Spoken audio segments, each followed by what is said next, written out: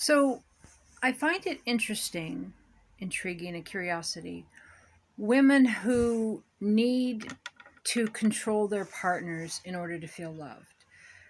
I've known women who will continually break up with their partner or let their partner know that they've fallen in love with someone else, or that they're still in love with someone else, or they still have feelings for someone else, or contact someone from the past to bring that energy into their marriage, into their relationship, to have control over their partner. It's it's fascinating psychological curiosity.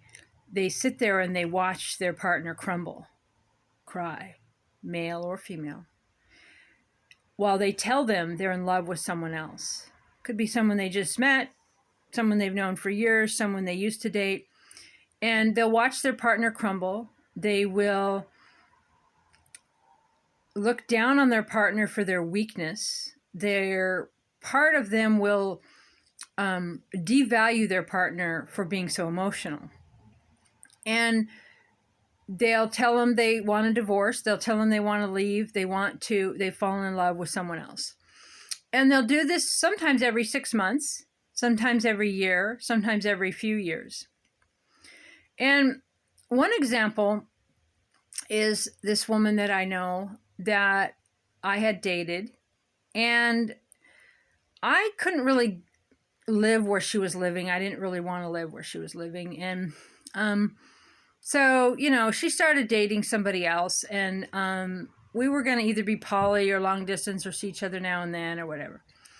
And when she started dating this person, I was like, well, that's really weird, right? She's so different than me. And I'm like, well, why are you interested in someone like that? And at first they were, sexual, and she liked that. She had just got out of a 10-year marriage to a man. And but then even the first week or two, she complained to me about the woman and all the things she didn't like about her. And the woman knew that she'd already met me, but she brought this woman into her life after me. Okay, so she decided that she wanted to just be with this woman and not do long distance or have open or whatever. So we weren't going to date.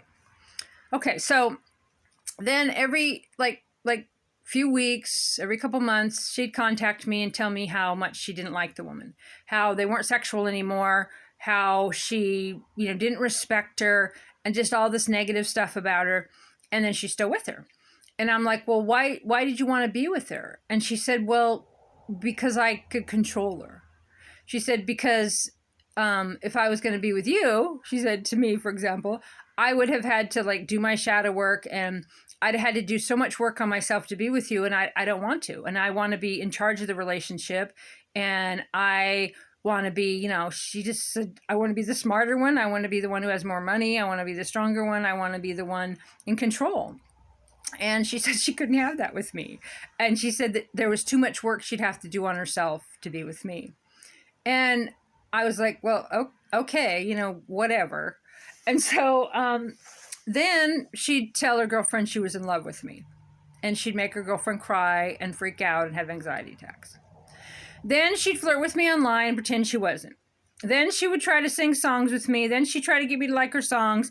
Then now every few months or every 6 months, she'd kind of reach back in and try to get my attention, or to make her girlfriend jealous, or she was pretending she wasn't doing that. But she was kind of losing control over her girlfriend, and she was losing the upper hand. So she'd bring me back in. I mean, we didn't date. We didn't, by bring me back in, she would contact me. She would flirt with me online. She would try to call me on the phone. And I did interact sometimes. But the last time it happened, it had been a little over a year. And just this last summer, she messaged me and said that she was in love with me and that she missed me. And it's always been me. And I look at her wall and she's still with that woman. And so I'm like, you choose to be with someone you don't like. She's like, we don't have the same things in common spiritually. The woman didn't appreciate her music, didn't appreciate her art, didn't appreciate anything about her. She didn't respect the woman. She didn't she talked down about her all the time and all the things she didn't like about her and how she didn't want to be with her, but she's still with her. And then I ignored that message. And then quite a few months later, then she started liking my TikToks and flirting with me. And then so I was like, well, okay, I haven't. Well, she didn't really flirt, but she liked the videos that she liked. Anyway, we'll just leave it at that. So I was like, whatever. And she's still with that person. And so I liked some of her TikToks and followed her. And then she messaged me and said, oh my God, don't do that. My girlfriend's going to see it. And I was like, you know what? You two, your games, I'm done. Right. And so I just, I blocked her from everything. Said, do not contact me again. But the thing is that she could sit there. And I've known women do this to men too. Right. Sit there and watch them cry while you tell them you're in love with someone else. Put them through that fear and panic of leaving, of where am I going to live? What am I going to do? I've lost my wife. I've lost my partner. I don't know what I'm going to do. And then be like, well, I didn't really mean it. And then just, go and have sex with some people and then come back to them. Tell them that you want to be sex with other people. Okay. Then tell them you're in love with someone and you don't want to be with them anymore. And watch them crumble. And then you can be the savior and pick them up. And I learned really young what abuse stuff that I'd carried through from my father and what I'd carried through from my mother. And I learned very young at how there's not, and I don't do it. I addressed it as soon as I learned it. But when I was like 19, I was in a 6-year relationship. It was quite volatile.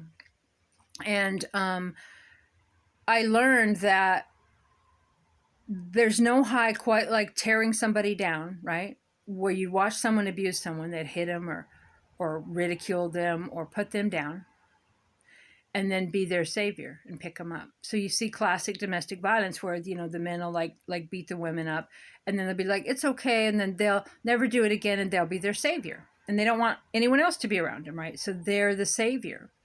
And I think looking back, I've had that in my relationships, which I didn't really realize, where my ex would, put me down or, say things bad about my writing or who I am, what I do, things I like. And, then come in and pay for me to publish a book or pay for me to go to a class or something the opposite, right? To be the savior, right? Slam me, but so that I would believe that she was the only one in the world that could help me, that could love me, that would take care of me. And at the same time, keeping me down and slamming me. So it was actually keeping me down and very abusive. And I would cry and get very emotional in my 20s and my 30s at, her not loving me. She'd just be like, well, you just go do what you want or whatever. She'd hand me a ring. She's like, is this what you want? And just really cold, but then coming in and giving me all the stuff and money and gifts and then give me attention, withhold hugs, withhold affection, and then give it to me to remain control. So it's the game of tearing someone down, abusing them in some sort of way, and then being the savior. It's such a high, right? They feel so good about themselves, and it kind of trains the other person to always be on their toes, always want to please them. They could leave at any time. They could fall in love with someone else at any time. They can fall in love with someone that quick. So you want to always be on your toes. And when they forget that, then every 6 months, every couple of years, every few years, or with me, I was with the person and it still happened within the relationship. So they'll just remind you, well, you could go. I could throw you out today. Get out. She threw me out all the time. Get out. It was before gay marriage. I had no freaking rights, right? So the person's like, well, they could get rid of me at any time. So they're going to be walking on eggshells. They're going to be constantly pleasing the person. They're going to be giving them attention, giving them money, giving them gifts. They're not going to want to upset him. They're not going to call him out on any of their crap. They're not going to tell their truth. They're just going to be like, oh my God, they could leave me at any moment. And it's very abusive and it happens a lot. But to be that person, to sit there and be able to watch someone cry and then save them, it's actually an addiction too. It's a chemical addiction. You're like looking at them crying. You're like, go cry somewhere else. Get out of here. Blah, blah, blah. And then when you go, oh, I love you. I want to be with you. I'm not in love with that person anymore. And I didn't mean that. I just want you. Then you're the savior and it's really high and you're the hero. And then the cycle just continues and continues. And like I said, I've known several situations with this and it's kind of a curiosity. Yeah. Bye for now.